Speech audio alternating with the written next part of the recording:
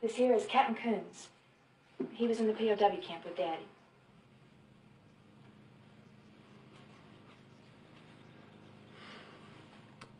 Hello, little man. Boy, I sure heard a bunch about you. See, I was a good friend of your dad's. We were in that Hanoi pit of hell together over 5 years. Hopefully, you'll never have to experience this yourself, but when two men are in a situation like me and your dad were for as long as we were, you take on certain responsibilities of the other. If it had been me who'd not made it, Major Coolidge, you'd be talking right now to my son, Jim. But the way it turned out, I'm talking to you. Butch, I got something for you.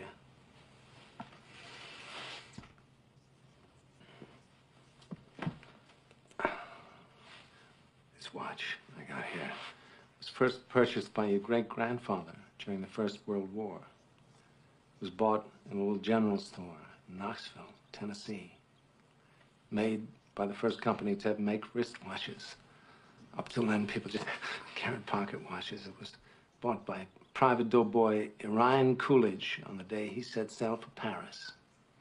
This was your great-grandfather's war watch, and he wore it every day he was in that war. And he'd done his duty, went home to your great-grandmother, took the watch off, put an old coffee can, and in that can it stayed till your granddad, Dane Coolidge, was called upon by his country to go overseas and fight the Germans once again. This time they called it World War II. Great-grandfather gave this watch to your granddad for good luck. Unfortunately, Dane's luck wasn't as good as his old man's. Dane was a Marine, and he was killed, along with all the other Marines at the Battle of Wake Island. Granddad was facing death. He knew it.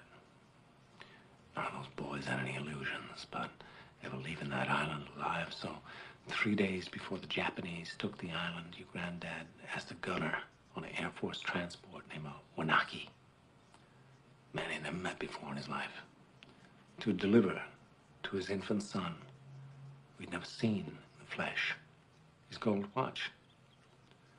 3 days later, your granddad was dead, but Wanaki kept his word. After the war was over, he paid a visit to your grandmother, delivering to your infant father his dad's gold watch. This watch.